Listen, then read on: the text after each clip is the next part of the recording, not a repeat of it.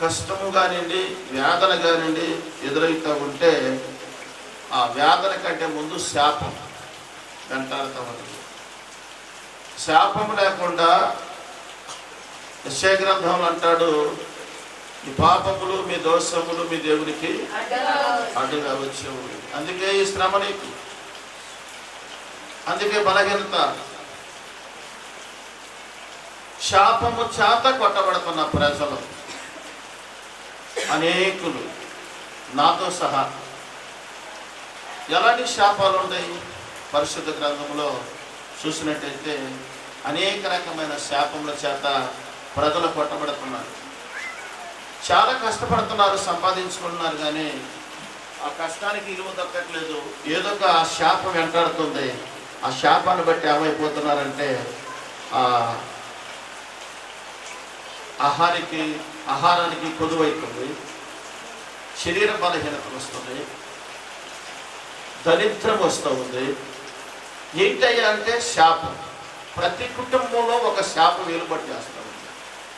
అది ఎవరి శాపం అన్నా కానీ, ఎలాంటి శాపం అన్నా కానీ, బైబిల్ గ్రంథంలో కొన్ని శాపాల గురించి రాయబడి ఉన్నది. అసలు శాపము ఎవరి మీదకి వస్తుంది, ఏ కుటుంబానికి వస్తుంది అనేది పరిశుద్ధ లేఖనంలో ఒక మాటను మనం జ్ఞాపకం చేసుకుంటే, శాపము ఎవరి మీదకి వచ్చేది, ఏ కుటుంబానికి శాపం ఉంటుంది? ప్రతి కుటుంబానికి శాపం ఉంటుంది. కానీ ఆ శాపం ద్వారాగా నువ్వు విడిపించబడటానికి ప్రభు యేసుక్రీస్తు వారి పరిశుద్ధ రక్తాన్ని కలువరి కొండ పైన కాల్చి ఉన్నాడు. స్తోత్రం చెప్పండి. అందుకని సామెతల గ్రంథము 26వ అధ్యాయము 2వ వాక్యాన్ని మనం జ్ఞాపకం చేసుకుంటే, హేతువు లేని, చూడండి,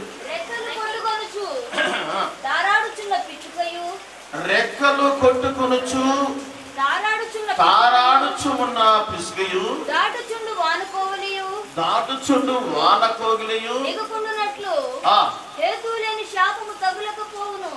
హేతువు లేని శాపము తగలకపోవును. ప్రియులారా, జాగ్రత్తగా గమనించాలి. ఇక్కడ సామెతల గ్రంథము 26వ అధ్యాయాన్ని మనం జ్ఞాపకం చేసుకుంటే, ఇక్కడ హేతువు లేని శాపము తగలదు. చాలా మంది అనుకుంటారు, పలానోడు మమ్మల్ని తిట్టాడు కాబట్టే మాకు ఈ శాపం. వాడు నోరు తెరిచి మాట్లాడితే చాలరా అంత శాపమే అని చెప్పి అనుకుంటుంటారు. కానీ ఎవరో నోరు తెరిచి ఏదో నిన్ను అంటే ఆ శాపము నీకు తలగదు. హేతువు లేని శాపము నీకు తగలకపోవును. హేతువు లేని శాపం నీకు తగలకపోవును. ఒకవేళ హేతువైనా ఉంటే అది తప్పనిసరిగా నీకు తగిలింది. కనుక చాలా మంది శాపముల చేత కొట్టబడుతూ ఉన్నారు. అయా, ఎవరికి శాపం ఎందుకు వచ్చింది? శపించబడుట ఏనాటి నుంచి ఉంది? దేవుడేమో మొదటగా మానవులను ఆదికాండము 1వ అధ్యాయం 28వ వాక్యంలో అన్నాడు, మీరు ఫలించండి, అభివృద్ధి పొందండి, విస్తరించండి, భూమిని నిండించండి అని మనుషులను ఆశీర్వదించాడు. ఎవరిని ఆశీర్వదించాడమ్మా చెప్పండి? ఎవరిని ఆశీర్వదించాడు? మనుషులను మొట్టమొదటిగా ఇచ్చిన ఆశీర్వాదము, దేవుడు ఇచ్చిన ఆశీర్వాదము, మీరు ఫలించండి, అభివృద్ధి పొందండి, విస్తరించండి, భూమిని నిండించండి. మనుషులకు కావాల్సిన 4 ఆశీర్వాదాలు కరెక్ట్గా ఇచ్చేసాడు. దేవుడు ఆశీర్వదించదగిన వాడే కానీ శాపం పెట్టదగిన వాడు కాదు. మరి శాపం ఎలా మనం తెచ్చుకోగలుగుతున్నాం? మన స్వబుద్ధిని ఆధారం చేసుకొని, మన సొంత బుద్ధిని ఆధారం చేసుకొని, మన స్వబుద్ధిని ఆధారం చేసుకొని శాపం మన కుటుంబంలో తెచ్చుకుంటున్నాం.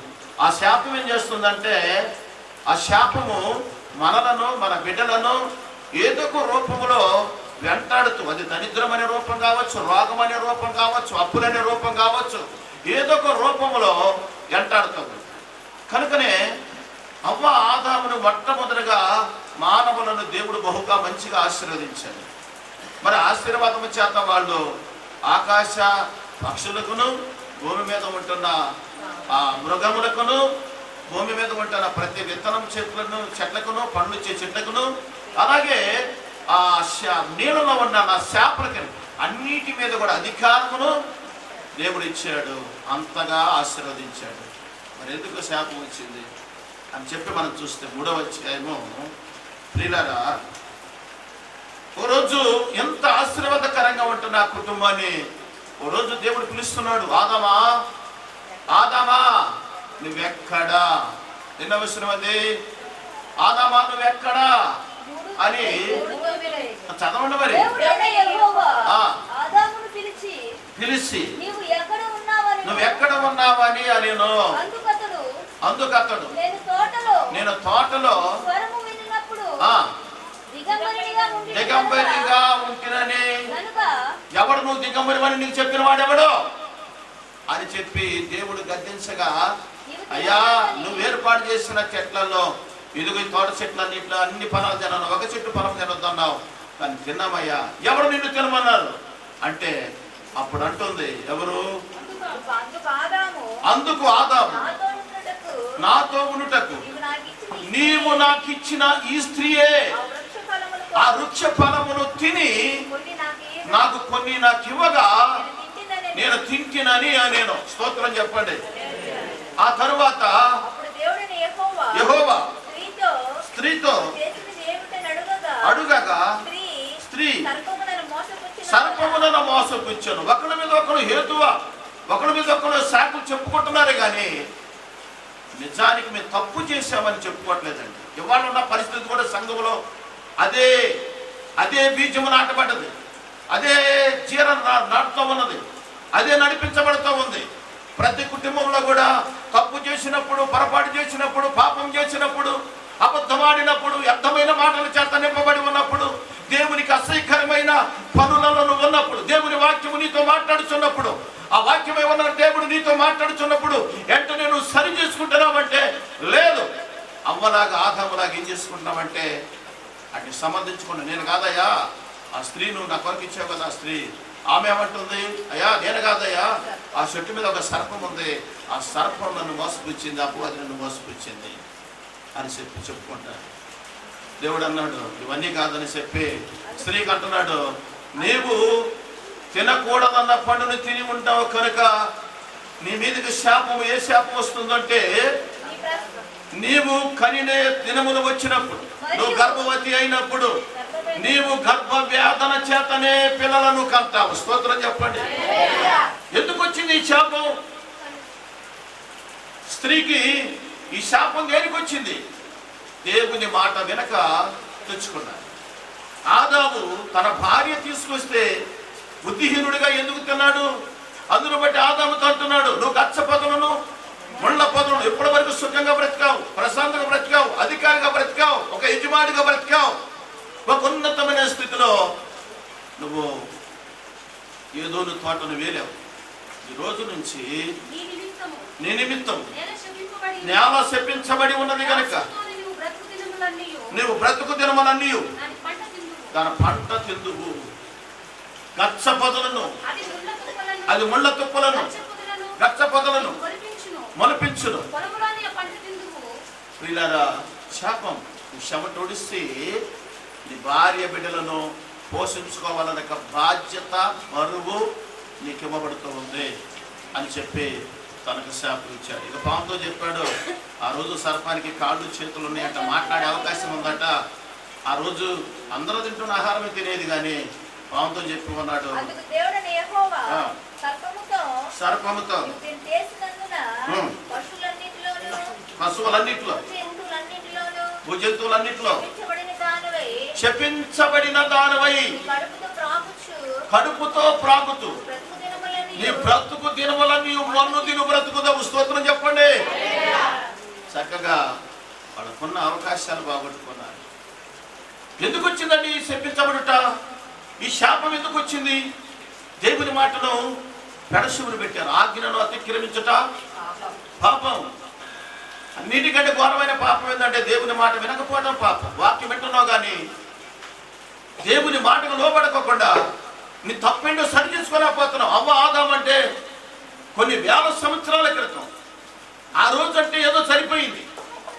ఈరోజు నీకు ఒక వాక్యము, ఒక సేవకుడు, బైబిల్ పరిశుద్ధ గ్రంథము, ఎవండి టీవీల ద్వారాగా, అలాగే చూస్తే మీటింగ్స్ ద్వారాగా అనేక రకాలుగా నీకు సువార్త వినిపించబడుతూ ఉంది. అయినా కానీ నీ శాపంలోనే ఉండాలనుకుంటున్నావు, ఇంకా అయినా పాపంలోనే ఉండాలనుకుంటున్నావు. ఎందుకు మానవుడు దేవుడు మొదట ఇచ్చిన వాగ్దానం ఏమిటి? మీరు ఫలించండి, విస్తరించండి, భూమిని నిండించండి, అభివృద్ధి పొందండి, వారిని లోపర్చుకోమని చెప్పాడు. ఎందుకు ఆశీర్వాదం పొందుకోలేకపోతున్నావు? ఎందుకు ఆ దీవెనను పొందుకోలేకపోతున్నావు? ఎందుకు శాపం వెంటాడుతూ ఉంది? ఎందుకింక నువ్వు దరిద్రుడిగానే ఉన్నావు? ఎందుకింక నువ్వు రోగముల చేత కొట్టబడుతూ ఉన్నావు? ఎందుకనిక భయంకరమైన బలహీనత చేత, భయంకరమైన చేతబడి శక్తుల చేత ఎందుకు కట్టబడుతూ ఉన్నావు? నువ్వు దేవుని మాట వింటే. యోహాను సువార్తలు అంటాడు, యోహాను సువార్త 15వ అధ్యాయము 7వ వాక్యం, మీరు నా యందును మీరును మీ యందును నా మాటలు నిలిచి ఉన్న ఎడల మీకేది ఇష్టమో అడగండి, అది మీకు అనుగ్రహించబడు. మీకేది ఇష్టమని ఇస్తానంటాడు ప్రభు. ఆయన మాట ఇచ్చి తప్పుకునే దేవుడు కానే కాదు. ఇంతవరకు మాట తప్పలేదు. ఆయన మాట తప్పిన దేవుడు కాదు. మాట తప్పాలంటే భూమి ఆకాశము మొత్తం కూలిపోయినా ఆయన మాట మాత్రం ఎప్పుడు నిలబడే ఉంటుంది, ఎన్నడూ కూడా వగిపోదు. స్తోత్రం చెప్పండి. హల్లెలూయా. మరి ఎందుకు శాపం చేత కొట్టబడుతున్నావు? దేవుని మాట వింటున్నావు నువ్వు. ఆదామునికి వచ్చిన శాపం, వారి శాపము ద్వారాగా ఏం జరిగిందంట? అంతటితోనే పోలేదండి. ఇంకో సంగతి తెలుసా? పితరుల దోషాలు. ఈరోజు కల్లూరు చర్చిలో ప్రతి ఒక్కరు కూడా ప్రతి పితరుల దోషాలు ఒప్పుకున్నారు. అంటే మన తాతలు, మన తండ్రులు, మన ముత్తాతలు వాళ్ళు ఏదైతే ఈ విషయాలు చేశారో అది మన పిల్లల మీదకి, మన మీదకి రాబోతుంది, వస్తూ ఉంది. వాళ్ళకు వచ్చిన మనసు మనకు వస్తుందట. ఒక వ్యక్తి చాలా దుర్మార్గమైన పనులు చేస్తున్నాడు. ఒక వ్యక్తి చాలా దుర్మార్గమైన పనులు, స్టాలిన్ అనే వ్యక్తి, అంటే మా అల్లుడు కాదులేండి, ఆ పేరు కలిగిన వాళ్ళు చాలా మంది ఉన్నారు. చాలా దుర్మార్గమైన పనులు చేస్తున్నారు. అతను 17 సంవత్సరాల కానించే చాలా భయంకరమైన దుర్మార్గమైన పనులు చేస్తున్నాడు. ఇలాంటి వారి కొన్ని బుక్స్ ఉన్నాయి, చదువుకుంటే మనకు అర్థమైతే కొన్ని విషయాలు. అయితే అతన్ని 20 సంవత్సరాల కాలం తీసుకుని పోయి జైల్లో వేశారు. ఈ లోపల అతడు 8 సంవత్సరాల కాడించి నేరాలు, ఘోరాలు, పాపాలు మొదలు పెట్టాడట. ఎందుకు ఇతను ఎన్నిసార్లు కొట్టినా, ఎన్నిసార్లు గద్దించినా మార్పు రావట్లేదని, అతని చరిత్ర ఏంటి, అసలు బ్యాక్గ్రౌండ్ ఏంటి, వాళ్ళ తాత ముత్తాతల బ్యాక్గ్రౌండ్ ఏంటి అని చెప్పి ఆ పోలీసు వారట ఆ బ్యాక్గ్రౌండ్ బయటికి తీసి వాళ్ళ చరిత్ర అంతా తిరగేస్తే ఉందంటే వాళ్ళ తాతల ముత్తాతల కానించి కూడా రౌడీయుజం, పాపం, వ్యతిరేకమైన స్వభావం, ఎవ్వడు ఆయమని లేడట. కారణం ఏంటి అంటే పితరుల దోషాలు ఎవరి మీద పడుతున్నాయి అంటే ఈ కుమారుడి మీద పడుతూ ఉన్నాయి. నిర్గమాకాండము 20వ అధ్యాయము 5వ వాక్యం చదవండి. నేను ప్రేమించి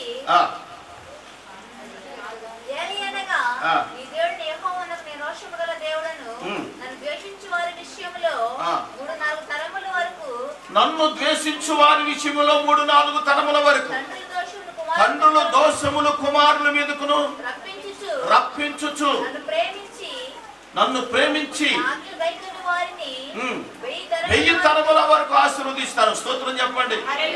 నన్ను ద్వేషించిన వారిని, వారి తండ్రుల దోషములను పిల్లల మీద, కుమారుల మీద 3-4 తరముల వరకు, అనగా 300-400 తరముల వేళ వరకు ఆ పిల్లల మీద ఆ పాపం వెలుబడి చేస్తూ ఉందట.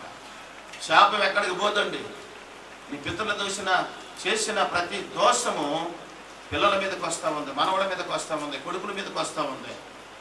అందుకనే ఎందుకు కొంతమంది జైలు పాలైపోతున్నారు? వాళ్ళ మనసులు కాదు, వాళ్ళ జ్ఞానం లేదా, వాళ్ళకి ఆలోచన లేదా, వాళ్ళు బ్రతకాలని ఆలోచన ఉండదా? ఎందుకు మరి కొంతమంది భ్రష్టత్వంలో పడిపోతున్నారు?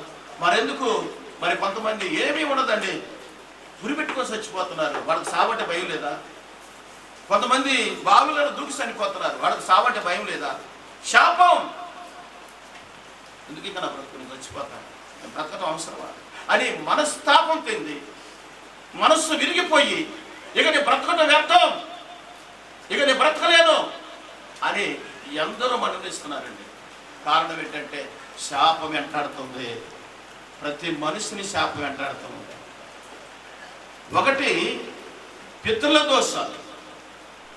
పితరుల దోషాలు ప్రతి వ్యక్తిని కూడా వెంటాడుతున్నాయని నిర్గమాకాండములో మనకు తెలియపరుస్తూ ఉంది. తండ్రుల దోషంలో బిడ్డల మీదకి వస్తూ ఉన్నాయి కనుక మరి పరిశోధించారట. అసలు ఎందుకని ఇతను పరిస్థితి అని చెప్పి చూస్తే ఆయన మా పితరుల దోషములన్నీ కూడా ఎక్కడ దాకా ఎందుకండి. ఈరోజు డాక్టర్ దగ్గరికి వెళ్తే మనలో ఎవరికైనా క్యాన్సర్ ఉందంటే, సేయ ఉందంటే, ఒకవేళ ఉబ్బసం ఉందంటే, లేదంటే ఇంకేదైనా బలహీనత ఉందంటే వాళ్ళు ముందు అనే మాట ఏంటో తెలుసా? మీ నాన్నగారు ఏమైనా ఉందా, మీ తాతగారికి ఏమన్నా ఇలాంటి జబ్బు ఉందా అడుగుతారా లేదా? మీరు విన్నారా ఎప్పుడైనా? డాక్టర్లు మనం అడుగుతున్నారంటే వాళ్ళు పరిశోధించి ఆ కుటుంబంలో ఆ వేలుబడి అంటే పితరుల కాడి నుంచి వాళ్ళ తాతకు కానీ, వాళ్ళ ముత్తాతకు కానీ, వాళ్ళ తండ్రికి కానీ అలాంటి జబ్బులు ఉంటే, అలాంటి బలహీనతలు ఉంటే ఈడ కూడా వస్తాయని అప్పుడు వాళ్ళు అర్థం చేసుకొని దానికి మెడిసిన్ రాయడానికి ఇష్టపడుతున్నారు. అంటే కేవలముగా ఇది దాసబడినది కాదండి. దోషం అనేది ఎప్పుడు కూడా పబ్లిక్ అని అందరికీ తెలుసు. కానీ దాన్ని మనం అర్థం చేసుకోలేక, దాన్ని ఒప్పుకొని విడిచిపెట్టుకోలేక, మన పాత స్థితిని విడిచిపెట్టుకొని దేవుని దగ్గర ఆయన పాదాలు పట్టుకొని ఏడవలేక ఒక సంగతి తెలుసా? పిల్లల మీద దోషం వచ్చినప్పుడు, అవాధం పిల్లల మీద దోషం వచ్చినప్పుడు ఒకడు చచ్చిపోయాడు. మంచివాడైనప్పుడు కూడా చనిపోయాడు. ఒకడు చెడ్డవాడైనప్పుడు కూడా వాడు దేశదిమ్మరిగా మార్చబడ్డాడు. కాబట్టి ఎబ్రిల్ రాసిన పత్రిక 12వ అధ్యాయము 16వ వాక్యంలో ఒక మాట రాయబడి ఉంటుంది. చూడండి వాళ్ళ గురించి. కాబట్టి ఒక్క పూట కూటి కొరకు ఏశావు తన జ్యేష్ఠత్వ హక్కును అమ్మివేసిన ఏశావు వంటి భ్రష్టుడైనను వ్యభిచారి అయినను ఉండునేమోనని జాగ్రత్తగా చూసుకొనుడి. ఏశావు ఆశీర్వాదము పొందగోరి ఏ తర్వాత? తిరుగుబాటు చేసిన తర్వాత, దేవుడి శాపం వచ్చిన తర్వాత, దేవుడు శపించబడిన తరువాత దేవుడు నీకు అవకాశం ఇస్తున్నాడు. వాక్యం ద్వారా మాట్లాడుతున్నాడు, శావకుడు ద్వారా మాట్లాడుతున్నాడు, స్వరం ద్వారా మాట్లాడుతున్నాడు, దర్శనం ద్వారా మాట్లాడుతున్నాడు. ఏదో ఒక రూపంలో నువ్వు పడిపోవటం ఆయనకి ఇష్టము లేదు. నీతో మాట్లాడుతున్నప్పుడు నువ్వు సరి చేసుకుంటున్నావంటే సరి చేసుకోవట్లా. ఇక్కడ ఏశావు కూడా అది చేశాడు. తన తమ్ముడు చనిపోయిన తర్వాత కూడా కయను నీ తమ్ముడైన ఏబేలు ఎక్కడని దేవుడి స్వరము ఆకాశము నుండి వినపడుతుంటే నా తమ్ముడికి నన్ను కావలి ఉంచావని ఎట్టకారమాడే. వాళ్ళ పరిస్థితులు కూడా అవే. ఆ తర్వాత శ్రమ భరించలేక, ఆ బాధలు భరించలేక, ఆ మెంటలత్వాన్ని, ఆ పిచ్చితనాన్ని, ఆ భ్రష్టత్వాన్ని, ఆ దరిద్రాన్ని భరించలేక ఏశావు అనుకున్నాడు, నేను ఆశీర్వాదం పొందుకుంటా, దేవుని పాదాలు పట్టుకొని దేవుని దగ్గర మారుమనసు పొందుకుంటా అని అనుకున్నాడు. కానీ ఆశీర్వాదము పొందగోరి కన్నీళ్లు విడిచుచు దానికోసము శ్రద్ధతో ఎలా ఎత్తికాడట? ఎలా ఎత్తికాడమ్మా?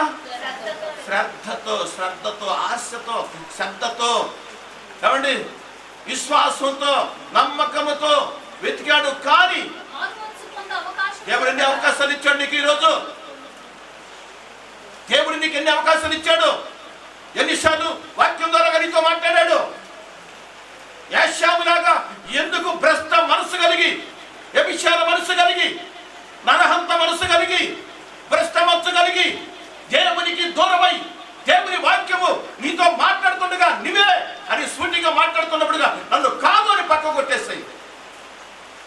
వెటక్వారాలు, వేడక్వారాలు, లోక సంబంధమైన పరిస్థితులను ప్రేమించి ఏశావు శివరాకరికి ఆ మెంటల్తనాన్ని, ఆ పిచ్చితనాన్ని, ఆ భ్రష్టత్వాన్ని, ఆ దరిద్రాన్ని అనుభవించలేక దేవా నేను కూడా మారుమర్చి పొందుకుంటానని దేవుని శ్రద్ధగా వెతకటం మొదలుపెట్టాడట.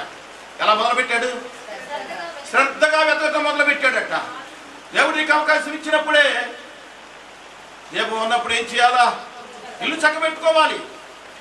అది పోయిన తర్వాత సెకండ్ చదువుకుని ఆడుకుంటే అన్ని పగిలిపోతాయి, చేతి తగిలి అన్ని కూడా సర్దుకోలేవు. ఏశావు ఎంతగానో శ్రద్ధగా, వా క్షమించయ్యా, పొరపాటు అయిపోయిందయ్యా. శైలుని తమ్ముడు చంపినప్పుడు ఏశావు నీ తమ్ముడైన ఏబేలు ఎక్కడ అన్నప్పుడు ఏమన్నావు నువ్వు? నా తమ్ముడికి నన్ను కావలి ఉంచావా అని మాట్లాడు. ఎంత భ్రష్టగా వస్త్వము కలిగిన మనస్సు ఇది. తెలుసుకున్నావు ఈరోజు శాపం ఎందుకు వచ్చింది? ఏశావు మీదకి శాపం ఎందుకు వచ్చింది? ఎందుకు? మరలా మారుమర్చి పొందుకోవాలనుకున్నాడు. శ్రద్ధగా దేవుని వాక్యాన్ని ఎతికాడు, కానీ దొరకలా. చదువు మాటను. శ్రద్ధతో వెతికినాను, మారు మనసు పొందే అవకాశము దొరకక ఏమైపోయారట? విసర్జించబడ్డారట. దేవుని చేత విసర్జించబడితే నువ్వు ఎక్కడ పెంట మీద పురుగు కూడా పనికిరావు. నేను చెప్తున్నాను ఈరోజు, దేనికి నువ్వు పనికిరావు. మనుషుల చేత ఒకవేళ విసర్జించబడితే దేవుడిని కనికరించము కానీ ఆ సృష్టికర్త అయిన దేవుడే నీ మీద విసుగు చెంది నిన్ను విసర్జించాడంటే మరలా నిన్ను తీసుకోవడం చాలా కష్టం. తెలియనప్పుడు చేస్తే దేవుడు క్షమిస్తాడు. వాక్యం తెలుసుకున్న తర్వాత మరలా నువ్వు దేవుని ఎదుట పాపం చేయడానికో, అబద్ధం ఆడటానికో, నీ ఇష్టానుసారంగా ప్రవర్తించడానికో, నీ నోటికి వచ్చిన మాటలు మాట్లాడటానికో, దేవునికి దూరంగా బ్రతకాలని దేవుని ఇష్టాన్ని వెనక భ్రష్టత్వం నీ మీద తెచ్చుకున్నామేమో. ఈరోజు శాపం ఓకన నిన్ను ఎంటాట్లేదు, దరిద్రం ఎంటాట్లేదు. నీ పిల్లల మీద, నీ మీద కాక నీ పిల్లల మీద అదే దరిద్రము, అదే శాపము పడుతూ ఉంది. మారవానువిగా కనీసం మనిషిగా పుట్టినందుకని మారాలి. దేవుని రక్తములో కడగబడకపోయినా, ఒకవేళ బాప్తిసం పొందుకోలేని వారు ఎవరైనా ఉంటే ఒక మనిషి అని గుర్తు తెచ్చుకోను. నువ్వు బ్రతుకుతున్న బ్రతుకులో ఒక మంచి మార్గాన్ని దేవుడు నీకు ఇచ్చాడు. ఆయన పరిశుద్ధ రక్తములో కడగబడుతున్న నీవు ఎందుకు ప్రభు యేసుక్రీస్తు వారు ఆయన పరిశుద్ధ రక్తాన్ని దించే మన కొరకు సిందించాడంటే, మన శాపం అనే కాడి, ప్రజల మీద ఉన్న ప్రతి కాడిని ఆయన శిలువ రూపములు ఎత్తుకొని నడిచాడు. స్తోత్రం చెప్పండి. హల్లెలూయా. ప్రతి మానవాని పాప దోషములను ఆయన భుజముల మీద శిలువ మారుగా మోచుమన్నాడు. అందుకే అంటూ ఉన్నాడు, తండ్రి నా నేల నువ్వు విడిచికున్నావయ్యా. లోక పాపములన్నీ ఎప్పుడైతే ప్రభువైన యేసుక్రీస్తు పరిశుద్ధుడు 33.5 సంవత్సరాలు మానవ రూపములో చక్కని సౌందర్యవంతుడుగా 10,000లో అతి సుందరుడు నా ప్రభు.